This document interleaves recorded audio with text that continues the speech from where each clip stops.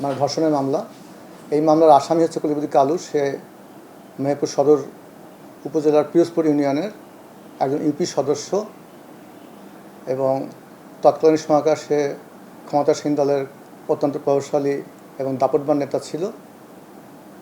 মামলাটা হওয়ার পরে পুলিশ যথারীতি ভিকটিমের মেডিকেল করেছে, ডিএনএ করেছে। ডিএনএতে সেটা ম্যাচিং করেছে, পজিটিভ হয়েছে। মামলা চলাকালীন সময়তে আসামি যেহেতু খুব দাপটবান ছিল, সে চেষ্টা করেছে পদে পদে সাক্ষীগুলোকে ডিস্টার্ব করার, সাক্ষী না আসার, এমনকি মামলার আয়ও তার সাক্ষীর ক্ষেত্রেও বারবার রিকল দিয়ে বিচারটাকে প্রলম্বিত করার চেষ্টা করেছে। সর্বশেষ আসামি বাদীকে কয়েক লক্ষ টাকা দিয়ে আপোষ পর্যন্ত প্রস্তাব দিয়েছে। রাষ্ট্রপক্ষ এই মামলার পুরো 13 জন সাক্ষীর জবানবন্দি এবং জেরা আদালতে হয়।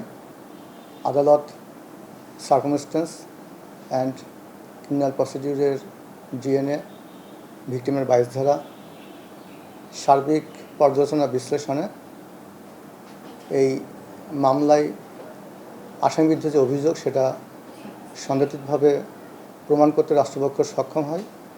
তারই প্রেক্ষিতে নারী ও শিশু নির্যাতন দমন ট্রাইব্যুনালের বিজ্ঞ বিচারক আলী মাসুদ খান তিনি আসামিকে যাবজ্জীবন কারাদণ্ড, 5 লক্ষ টাকা জরিমানা, অনাদায় আরও 1 বছর জেল দিয়েছে। এই সাজার মাধ্যম দিয়ে যে জিনিসটা প্রমাণ হয়েছে, অপরাধী যত ক্ষমতাশালী হোক, আইনের কাছে সে সমান এবং অপরাধী অপরাধী। আদালত এই মর্মে সিদ্ধান্ত নিয়েছে যে ক্ষতিপূরণের যে টাকা সেটা আসামির স্থাবর অস্থাবর সম্পত্তি থেকে সংগ্রহ করে ডিস্ট্রিক্ট ম্যাজিস্ট্রেটকে আদালতের কাছে সেই বিক্রত টাকা জমা দেওয়ার জন্য নির্দেশ দিয়েছে, যে টাকা পরবর্তীতে ভিকটিমকে প্রদান করা হবে।